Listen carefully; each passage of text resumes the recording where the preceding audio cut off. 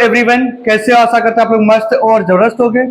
Paid course की class हमारी agronomy की सेकेंड क्लास है। आज हम लोग चैप्टर नंबर 1 पूरा कंप्लीट कर लेंगे। थोड़ा सा बड़ा चैप्टर है ना, आगे से छोटे छोटे चैप्टर हैं, इससे आप क्वेश्चन को बहुत ही अच्छी तरीके से समझ पाओगे। हम लोग आगे बात करने वाले हैं फसलों के वनस्पतिक वर्गीकरण से। इसमें क्वेश्चन किस तरीके से आपके एग्जाम में आएंगे, है ना सर। यहां से आपको बेसिक जानकारी मिलेगी जो क्वेश्चन के लिए बहुत ज्यादा है। सबसे पहले ग्रेमनी घास कुल। तो घास कुल में कौन कौन से आते हैं हमारे? गेहूं, जौ, धान, मक्का, बाजरा, गन्ना, ज्वार। ये किस कुल में आते हैं? ग्रेमनी और पोएसिस। क्वेश्चन आपके एग्जाम में ये आएगा कि गन्ने का कुल बताइए, गन्ने की फैमिली बताइए। तो क्या बताओगे आप लोग कि ग्रेमनी होती है सर या पोएसी। गेहूं की फैमिली क्या होती है? मक्का की ग्रेमनी या पोएसी, ज्वार की ग्रेमनी या पोएसी। इस तरीके से आपके एग्जाम में क्वेश्चन आएंगे। अगला आता है लिग्यूमिनेस। लिग्यूमिनेसी कुल का आता है मटर, चना, मूंग, उर्द, सोयाबीन, अरहर, मसूर, सनई। सनई एक हमारी क्या है? तो आपसे बोलेगा या हरी खाद है। कौन सी है? हरी खाद है। सनई हमारी एक हरी खाद है। मटर की ये क्या करते हैं? लिग्यूमिनेसी जड़ें होती हैं, ग्रंथियां पाई जाती हैं जो नाइट्रोजन का फिक्सेशन करती हैं। क्या करती है बेटा? नाइट्रोजन का फिक्सेशन करते हैं, स्त्रीकरण करते हैं, स्त्रीकरण करते हैं, नाइट्रोजन का फिक्सेशन करती हैं, है ना। नाइट्रोजन का क्या करते हैं? फिक्सेशन करती हैं। अगला बात करते हैं हम लोग इसके आगे के बारे में, क्रोसीफेरी। कौन सा कुल की बात बेटा? कुलों से आपके एग्जाम में क्वेश्चन बनते हैं। क्रोसीफेरी की बात करेंगे। सरसों, राई, तारामीरा, मूली, सलजम, फूल गोभी। एक किस कुल में आती है? क्रोसीफेरी कुल से आती है। अगर आपने बेसिक चैप्टर 1 कंप्लीट कर लिया, है ना, अगर बेसिक चैप्टर अगर आपने 1 कंप्लीट कर लिया तो उससे आपको आइडिया मिल जाएगा, बोलना नहीं है, कि क्वेश्चन कैसे एग्जाम में बन रहे हैं, है ना। यहां से आपके पूरी एग्रोनॉमी की बेसिक कॉन्सेप्ट क्लियर हो जाएंगे। मालवेसी की बात करें, कपास, पटसन, भिंडी, गुड़हल। बहुत ज्यादा कपास का क्वेश्चन पूछा है और भिंडी का, कि कपास कौन से कुल का पौधा? तो क्या बताओगे? मालवेसी कुल का है। भिंडी कौन से कुल का पौधा है? तो आप बोलोगे कि सर भिंडी जो हमारी है मालवेसी कुल की पौधा है। ठीक। आलू की बात करते हैं। आलू हमारा सोलेनेसी में आता है। किसमें आता है? सोलेनेसी कुल में आती है आलू की बात। तंबाकू, आलू, धतूरा, बैंगन। बैंगन और टमाटर से आपके एग्जाम में क्वेश्चन बनते हैं। बैंगन और टमाटर से आपके एग्जाम में क्वेश्चन बनते हैं। बोला था कि बैंगन कौन से कुल का पौधा है? तो सोलेनेसी बताओगे। आलू कौन से कुल का पौधा होता है? तो क्या बताओगे? सोलेनेसी कुल का पौधा होता है ना। तंबाकू कौन से कुल का पौधा होता है? सोलेनेसी कुल का पौधा होता है। ठीक। बात करते हैं टिलियेसी। कौन से? टिलियेसी। टिलियेसी क्रॉप्स में जूट आता है। जूट बहुत इंपॉर्टेंट आपके एग्जाम में क्वेश्चन आएगा, जूट कौन से कुल का पौधा है? तो आप बोलोगे कि सर जूट तो है हमारा टिलियेसी कुल के पौधा। कौन से कुल के पौधा बेटा? टिलियेसी कुल का पौधा है। अलसी जो होता है हमारा लिनियेसी। जूट हमारा टिलियेसी, अलसी कौन सा? लिनियेसी कुल के पौधा है। आरएनडी 4VAC कुल में आता है, 1000 दाने होते हैं। कंपोजिट में सूरजमुखी आता है। कंपोजिट कुल में कौन सा आता है? सूरजमुखी आता है। कंपोजिट कुल में कौन सा आता है हमारा? सूरजमुखी आता है। सूरजमुखी कौन से कुल में आता है? तो आप बोलोगे कंपोजिट कुल में आता है। और फोन रख दीजिए, आराम से इधर सुनिए, फोन बंद कर दीजिए। कंपोजिट कुल में कौन सा आता है बेटा? सूरजमुखी आता है। बात करेंगे चिनोपोडियेसी। चुकंदर और बथुआ आते हैं। चिनोपोडियेसी में कौन सा आता है? चुकंदर आता है और बथुआ आता है। चुकंदर और बथुआ आते हैं। एलियेसी में प्याज और लहसुन आता है। कौन सा? प्याज और लहसुन आता है। एक बार रिवीजन करेंगे, अब शांति से आराम से सुनिए, खाली देखिए। क्रोसीफेरी में सरसों, राई, तारामीरा, मूली, सलजम, फूलगोभी आएंगे। मालवेसी में कपास, पटसन, भिंडी, गुड़हल आएंगे। आलू में तंबाकू, सोलेनेसी में तंबाकू, आलू, धतूरा, बैंगन, टमाटर, मिर्च आते हैं। टिलियेसी में जूट बहुत इंपॉर्टेंट है। और लिनियेसी में अलसी आता है। 4VAC में आरएनडी आएगा। आरएनडी किसका? 4VAC कुल का होता है। कंपोजिट में हमारा सूरजमुखी बहुत इंपॉर्टेंट है। चिनोपोडिएसी में चुकंदर बथुआ आता है। कौन सा? चुकंदर। एलिएसी में प्याज और लहसुन आता है, प्याज और लहसुन आता है। आगे देखते हैं। तिल का आता है, पेडलिएसी में तिल आता है। अब बात करते हैं दीप्तकाल के आधार पर फसलों का वर्गीकरण। किसके आधार पर? दीप्तकाल के आधार पर। मतलब short duration, longer day natural, ये 3 प्रकार के। तो कोई पूछे आपसे दीप्तकाल के आधार पर कितने प्रकार के वर्गीकरण किया गया है? 3 प्रकार का। Short day crops, long day crops और day natural crops. Short day crops फूल फल बनाने के लिए छोटे दिन चाहती हैं। कौन से छोटे दिन है? मतलब कम से कम इनमें 8 घंटे का प्रकाश जरूरी होता है। शॉर्ट डे में कितना? 8 घंटे का, मतलब कम से कम 8 घंटे का प्रकाश। जैसे धान, ज्वार, बाजरा, सोयाबीन, गन्ना। लॉन्ग डे प्लांट फल फूल बनने के लिए कितना? 12 घंटे, 12 घंटे से अधिक, मतलब 12 घंटे कम से कम, अधिक से अधिक कितने भी हो जाएं होते हैं। जैसे गेहूं, जो मटर, चना इनमें होता है। और इनमें डे नेचुरल, डे नेचुरल का मतलब प्रकाश का कोई भी प्रभाव नहीं पड़ता है। पुष्पन और फलन में प्रकाश का कोई भी प्रभाव नहीं पड़ता है। कपास, सूरजमुखी, मूंग, मक्का, सोयाबीन। तो यहां से क्वेश्चन बनेगा डे नेचुरल क्रॉप्स निम्न में से कौन से हैं? ऑप्शन दे दिया हमने आपको, क्या? बाजरा, सोयाबीन, गेहूं, कपास। तो कपास इज द राइट आंसर। ऐसे आप एग्जाम में बना सकते हो। क्लियर हो गई बात? आगे देखिए। अब आता है क्रॉप रोटेशन। बहुत ज्यादा आपके एग्जाम में यहां से क्वेश्चन आता है। क्रॉप रोटेशन किसे? क्वेश्चन आएगा फसल चक्र की परिभाषा लिखिए तथा इसके सिद्धांतों का वर्णन कीजिए। फसल चक्र, फसल चक्र का चक्र होता है एक साइकिल, जैसे साइकिल चलाते हैं, साइकिल में यहां से चलाया फिर एक चक्कर पूरा यहीं पे आ जाते हैं, उसे साइकिल बोलते हैं। इसी तरीके से हमारी क्रॉप रोटेशन भी होती है। जैसे देखिए, जिससे हमें फसल बोना है, मृदा के निश्चित भाग पर निश्चित समय में फसलों को इस क्रम से बोया जाना जिससे उसकी मृदा की फर्टिलिटी, उर्वरा शक्ति और सस्यावर्तन रोटेशन और क्रॉप रोटेशन कहलाता है। फसलों को इस क्रम में बोया जाना जिससे भूमि की फर्टिलिटी बनी रहे। जिससे हम लोग, पापा ने कहा कि आज इस साल हमें क्या करना है, 1 साल का हमारे पास खेत हमने बटाई लिया, बंस का बटाई ठेका समझते होगे, ले लिया। अब हमने इनका लिया तो हमने ऐसा किया, हमें पैसा भी दिया, फर्टाइल तो निकला है। अच्छा ऐसा किया हमने, गेहूं बो दिया, गेहूं मार्च में कट गया, मक्का बो दी, ये धान बो दी, मार्च में धान बो दी, फिर कट के फिर जुलाई में धान बो दी, फिर उसके बाद धान कट जाएगा अगस्त तक, फिर उसके बाद गेहूं नहीं, फिर आलू बो दिया, या ऐसे करके ज्यादा से ज्यादा फसल। तो उन्होंने क्या बना, क्रॉप रोटेशन मतलब फसल चक्र बना लिया कि ये फसलें हमें लेनी जिससे हमारा 1 साल के अंदर खेत भी खाली हो जाए और अधिक से अधिक में प्रोडक्शन भी प्राप्त हो जाए और मिट्टी की फर्टिलिटी भी बनी रहे। तो मृदा के निश्चित भाग पर निश्चित समय में फसलों से इस क्रम में बोया जाए इससे मृदा की उर्वरा शक्ति बनी रहे, उसे हम लोग क्या बोलेंगे, क्रॉप रोटेशन बोलेंगे। इसके सिद्धांत क्या क्या होते हैं? गहरी जड़ के बाद उथली जल वाली फसलें बोएंगे, बना कम रोग लगने वालों के बाद अधिक रोग लगने वाली फसलें से, अधिक पानी चाहने वाली फसलों के बाद कम पानी चाहने वाली फसलों के लिए, अधिक खाद चाहने वाली फसलों के बाद कम, दलहनी फसलों के बाद अदलहनी फसलों को बोएंगे जाके। ये इसके सिद्धांत समझ में आया?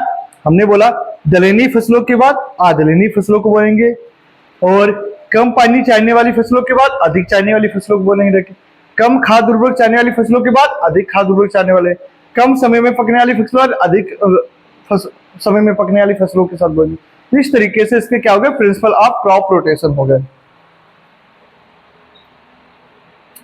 जैसे बिना दाल वाली फसलों में दाल वाली फसलें उगानी चाहिए, क्योंकि दाल वाली फसलों की गांठों में राइजोबियम नामक जीवाणु जो नाइट्रोजन का क्या करता है, फिक्सेशन करता है, जिससे हमारी मृदा की क्या होती है, फर्टिलिटी बनी रहती है। अधिक खाद चाहने वाली फसलों के बाद कम खाद चाहने वाली फसलें उगाएंगे, है ना। जैसे आलू के बाद मूंग उगा दिया, मूंग में तो कम लगती है। अधिक जल चाहने वाली फसलों के बाद कम जल चाहने वाली फसलें, अधिक निराई गुड़ाई करने वाली फसलों के बाद कम निराई गुड़ाई वाली फसलें बोएंगे रखे।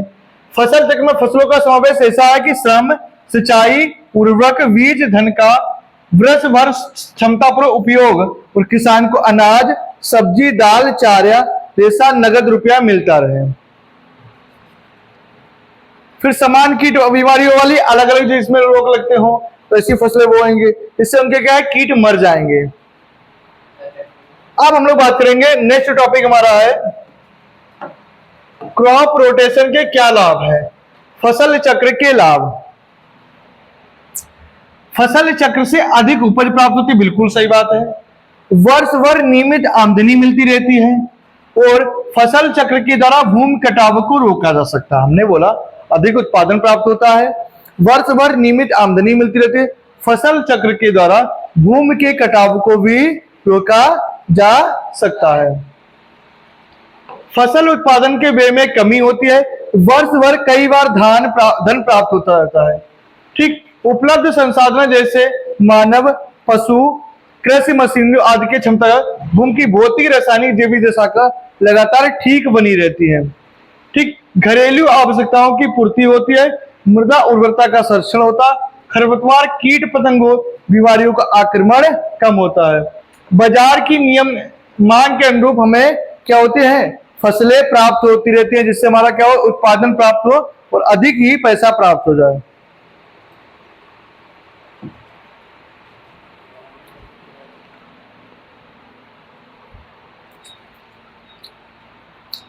बात करते हैं फसल चक्र की सघनता। तो फार्मूला होता है फसल चक्र सघनता बराबर फसल चक्र में फसलों की संख्या इंटू वर्ष। क्या बोलेंगे, फसल चक्र बराबर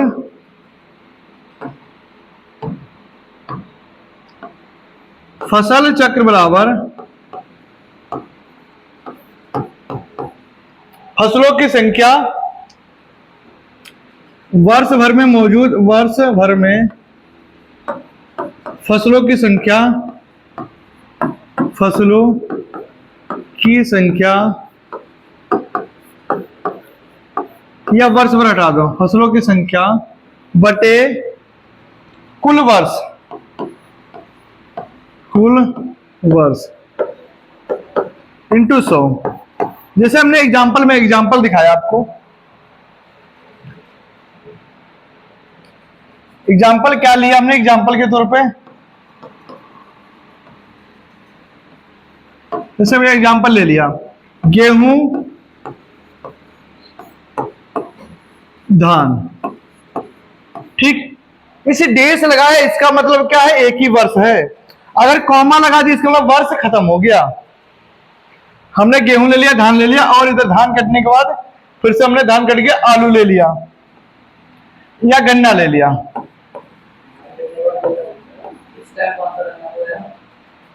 अभी खाली पीरियड है हमारा, इसमें हम एकदम क्या करते हैं, हरी खाद ले सकते हैं। ढेंचा बो दिया हमने, वो तो तुम्हारी मर्जी, जैसा बोल सर, वो तुम्हारा खेत है। जैसे हमेशा याद रखना, हमेशा याद क्या रखोगे, जब भी हम लोग क्रॉप रोटेशन, हाँ, अब इधर सुनो, हमेशा याद रखोगे, इधर देखिए, हमेशा क्रॉप रोटेशन हमेशा किससे चालू करते हैं, धान से चालू करते हैं। किससे, खरीफ ऋतु से, धान से नहीं, खरीफ ऋतु से। अब ढेंचा को हम लोग फसल में काउंट नहीं करेंगे, क्योंकि ढेंचा से हमें प्रोडक्शन नहीं मिल रहा, कोई पैसा नहीं मिला। हाँ, तो टोटल फसलें कितनी हो गई, 1 2 3, हरी खाद है। वर्ष कितने हो गए, 2 इंटू 100। ढेंचा से प्रोडक्शन थोड़ी प्राप्त होता मैं, हाँ, खाली खेत में इसमें ढेंचा बो दिया, फूल आने की अवस्था से पहले उसको काटकर मिट्टी में दबा देंगे, उससे फायदा क्या होगा, अगली फसल में फर्टिलिटी, भूमि की फर्टिलिटी हो जाएगी, वायु संचार अच्छा हो जाएगा, एरिएशन अच्छा हो जाएगा, है ना, जीवाणुओं की सक्रियता बढ़ जाएगी, फर्टिलिटी भाई उगरा सकता बढ़ जाएगी हमारी, तो वो अगली फसल में लाते हैं, उससे कोई हमें प्रोडक्शन नहीं प्राप्त होता है। तो कितना हो गया हमारे पास में, 300/2 कितना आ गया, 150 का क्रॉप रोटेशन आ गया। पेपर में ऐसे भी क्वेश्चन आ सकता है, क्योंकि 150% का फसल चक्र बनाइए, ऐसे बना दोगे। हाँ, गलती करते बता, ढेंचा को कभी भी फसल में काउंट नहीं करते हैं। साल है, ये कॉमा लग जाएगा इसका मतलब साल हो गया। देखिए हम इस टॉपिक पे तुम लोगों को इस टॉपिक पे अलग से एक वीडियो बना के दिखाएंगे क्रॉप रोटेशन की, मतलब जितने 100, 150, 200, 250, 300, 350, 400, 300 तक के तुम्हारे निकलवा देंगे जितनी जरूरत है। चलिए आगे देखिए, नहीं आगे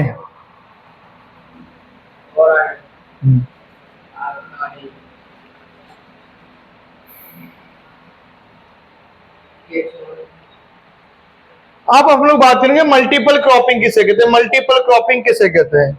मल्टीपल क्रॉपिंग तो मल्टीपल फसल उत्पादन कार्यक्रम के अंतर्गत सघन, रिले क्रॉपिंग तथा ओवरलैपिंग के दो प्रकार होते हैं। किसके होते हैं? दो प्रकार होते हैं। रिले क्रॉपिंग किसे कहते हैं? पहले ये समझिए, किसी फसल की कटाई से पहले ही दूसरी फसल, जैसे धान हमने बोया, धान को कटने से पहले बरसीम क्या कर दी? उड़ा दी, वो क्या होगी? रिले क्रॉपिंग हो जाएगी। फसल कटने से पहले ही उसी की मॉइस्चर में दूसरी फसल को बोना। हाँ, तो क्या है, इस पद्धति में एक ही खेत में वर्ष में 3 या 3 से अधिक फसलें उगाई जाती हैं।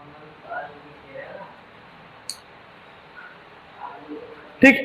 अब ओवरलैपिंग क्रॉपिंग किसे कहते हैं? इस विधि में दो फसलों को इस क्रम में उगाया जाता है कि एक फसल के खड़ी रहने पर ही दूसरी फसल की बुवाई कर दी जाती है। अभी आपको बताया हमने, कुछ समय तक दोनों फसलें एक साथ लगाई जाती हैं, पूर्ववर्ती फसल के बाद बोई गई फसल को सुरक्षित काट दिया जाते हैं।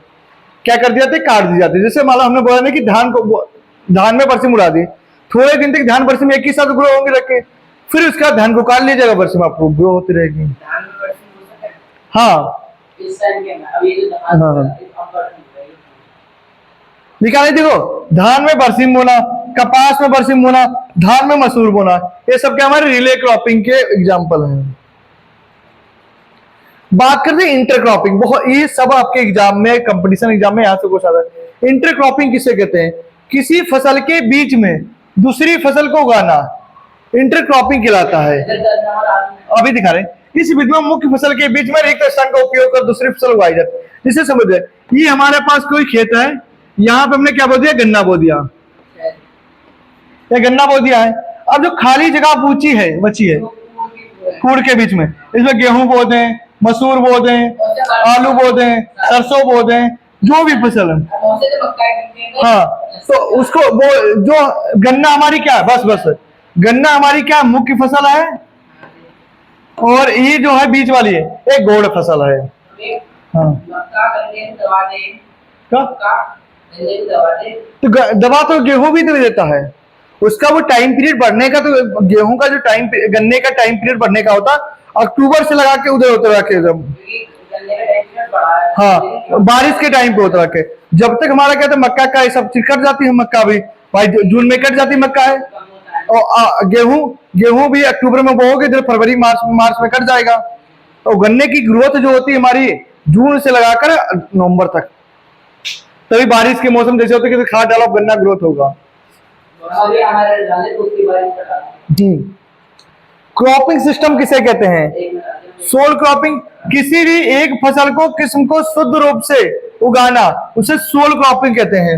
मतलब एक ही, जैसे गेहूं को ही उगाना उसे कहते हैं सोल क्रॉपिंग। किसी भी एक फसल को किस्म को शुद्ध रूप से उगाना, जिसमें अगर दूसरी कोई बीड्स, दूसरा कोई सीड ना उगे, उसे क्या बोलेंगे? सोल क्रॉपिंग बोलेंगे। मोनोकल्चर क्या होता है? मोनोकल्चर ही उसी का प्रकार है। अकेली क्रॉप्स जो निश्चित भूमि पर लगातार उगाना, जैसे लगातार क्या? मोनोकल्चर का मतलब समझिए, मोनोक्रॉपिंग, मोनोकल्चर, धान बोया, फिर धान बोया, फिर धान बोया, फिर धान बोया, उसे क्या बोलेंगे? मोनोकल्चर बोलेंगे। क्या? लेकिन उससे क्या हो जाएगा? हमने बोला नहीं, भूमि में फर्टिलिटी कमी हो जाएगी, भूमि में एरेशन नहीं होगा, सूक्ष्म की सक्रियता कम हो जाएगी, इसीलिए अलग अलग फसलें बोलते हैं। जब भी देखना, अभी जब पानी की कमी होती तो सरकार रूल लगा देती, कोई भी किसान जो हमारे गेहूं कटने के बाद धान नहीं बोएगा, तो गेहूं कटने का जो धान बोते हैं उसमें क्या बहुत ज्यादा पानी लगा, पानी की कमी है। हाँ, तो इसलिए फार्मिंग सिस्टम किसे कहते हैं? फसल पद्धतियों के साथ साथ फसल पद्धतियों के साथ कृषि व्यवसाय पर आधारित, जैसे समझिए फार्मिंग सिस्टम, फसल के साथ पशुओं का पालन करना, जैसे फार्मिंग सिस्टम बोलेंगे। हम उसी तरीके से समझा रहे हैं जो आपकी लैंग्वेज में आपको समझ में आया। फसलों के साथ साथ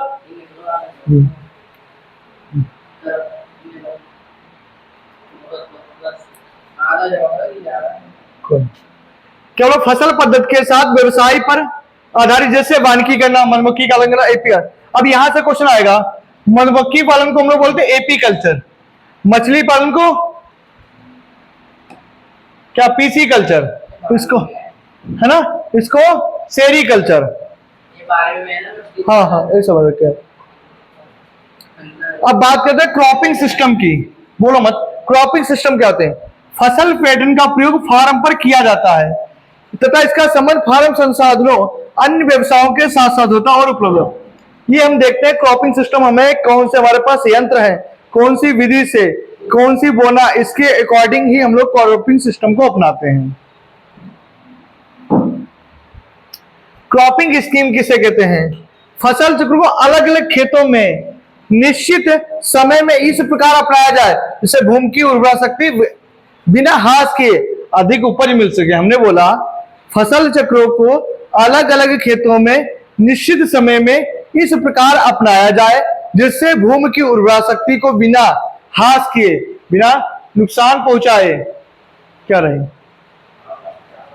नुकसान पहुंचाए, क्या ह्रास कम मिले, उसको क्या करेंगे हम लोग, है ना, अधिक उपज प्राप्त की जाए, अधिक उपज प्राप्त कर सके, है ना। अब बात करते हैं मिक्स क्रॉपिंग किसे कहते हैं? मिक्स क्रॉपिंग का मतलब जब दो फसलों को एक साथ बोना, जैसे जब किसी खेत में दो या दो से अधिक फसलों को बिना किसी लाइन में, है ना, जैसे हमने गेहूं ले लिया और सरसों ले लिया, पापा ने क्या इससे उगा देते सरसों गेहूं सरसों, उसे क्या बोलते हैं? मिक्स क्रॉपिंग बोलते हैं। अच्छा ये क्यों की जाती है? इसलिए कि बाई चांस हमारी मेन क्रॉप से किसी कारण गेहूं नष्ट हो जाए तब भी हमें कुछ ना कुछ उत्पादन प्रोडक्शन मिल जाएगा सरसों से, है ना, इसलिए भी। नहीं बोल सकते हैं उसमें, जैसे गेहूं में हम लोग बोलते हैं उसमें भी बोल सकते हैं, क्योंकि धान में इसलिए पानी ज्यादा लगता है, उसी की ग्रोथ के अनुसार, उसी टाइम पीरियड के अनुसार वही फसल बोए हैं। हाँ अब आते हैं मिक्स क्रॉपिंग के है, जिसमें देखो इसमें फसलों के बीच एक जगह मिलाकर छिड़काकर कतारों में जाता है। दो मिक्स में अलग अलग टाइप्स हो के रखे, उसमें मिक्स हमने दो तरीके से बोलते हैं हम लोग, एक में छिड़काव से छिड़का, इसमें क्या हुआ देखे, इसे हमने इंटरकल्चर नहीं अपनाते थे, एक लाइन रेशियो बना दिए। कोई पूछे गेहूं और सरसों का रेशियो कितना होता है, गेहूं और सरसों का, तो 10:1 होता है। कितना होता है? तो आप बोलोगे सर 10:1 होता है। कितना होता है? 10:1। जैसे 10 लाइन हमने किसकी बनाई? गेहूं की, है ना, फिर एक लाइन हमने किसकी बना दी? सरसों की, फिर 10 लाइन गेहूं की, फिर एक लाइन सरसों की, है ना। अब बात करें इंटरक्रॉपिंग सिस्टम किसे कहते हैं? जब दो या दो से अधिक फसलों को एक साथ एक ही क्षेत्र पर लेने की फसल को इंटरक्रॉपिंग बोलते हैं, इंटरक्रॉपिंग सिस्टम बोलते हैं।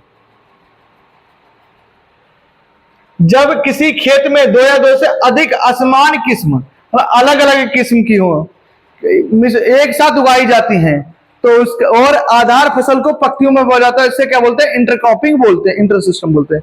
अब मिश्रित इंटर सिस्टम के बहुत से टाइप्स हो गए, नाम से याद है, पंक्ति मतलब लाइन में, इसमें दो या दो से अधिक फसलों को एक साथ उगाया जाता है, जिसमें कम से कम एक फसल पत्तियों में बोई जाती है, एक फसल पत्तियों में बाकी है। फिर स्ट्रिप फार्मिंग किसे कहते हैं? जब दो या दो से अधिक फसलों की चुवाई छोटी छोटी पट्टियों के साथ एक खेत में बोते हैं। जैसे समझिए एक खेत बना लिया, छोटी छोटी पट्टियों में बोना। फिर बहुमंजिली मल्टी का, जब किसी खेत में विभिन्न ऊंचाई के साथ, जैसे मान लो हमारा खेत हो गया रखे, हमने क्या बोल दिया, पहले पपीता लगा दिया, पपीता के बाद हमने क्या लगा दी, कोई और फसल लगा दी, फिर एक और फसल लगा दी, क्या? हाँ क्या मतलब पपीता? पपीता हुआ और लेकिन खरबूजा तरबूजा तो ये ज्यादा हो जाता है, वो अलग अलग, जैसे नारियल नारियल बो दिया, फिर काली मिर्च बो दिया, फिर अनानास बो दिया। एक किसे मल्टी स्टोरेड क्रॉपिंग के आ जाएंगे। फिर प्लस में घासें हो गई, है ना। फिर रिले इंटरक्रॉपिंग किसे कहते हैं? इस पद्धति में कम से कम 4 फसलें ली जाती हैं, जिसमें फसल तेजी के साथ एक के बाद दूसरी फसल अर्थात कटाई से पहले रिले जहीं भी आ जाएगा, इधर देखो, रिले जहां पर भी आ जाएगा उसका मतलब क्या है? फसल कटने से पहले। इंटर जहां भी आ जाएगा इसका मतलब है एक फसल के बीच में दूसरी फसल बोना। इस पद्धति कम से कम 4 फसलें ली जाती है। कितनी फसलें? 4 फसलें, जिसमें फसल तेजी के साथ एक के बाद दूसरी फसल क्या होता है? उगाई जाती है। अर्थात एक की कटाई से पहले दूसरी फसल बुआई कर दी जाती है, उसे क्या बोलते हैं? हम लोग रिले क्रॉपिंग बोलते हैं। ठीक, कल हम लोग बात करेंगे सीड साइंस के बारे में, इसके अंतर्गत सीड के प्रकार क्या होते हैं और बीज के प्रकार क्या होते हैं, अच्छे तरीके से, है ना। बहुत ही एक एक चीज हम लोग कॉन्सेप्ट से समझेंगे। अभी भी जो बच्चे हमारे पेड कोर्स में नहीं ज्वाइन है वो जल्दी से ज्वाइन हो जाइए, है ना। फिर बात को मत कहना कि सर हमें पता नहीं था। 9369044421 पे मैसेज करोगे, कंप्लीट इंफॉर्मेशन मिल जाएगी। Thank you. जय हिंद, जय भारत, वंदे मातरम।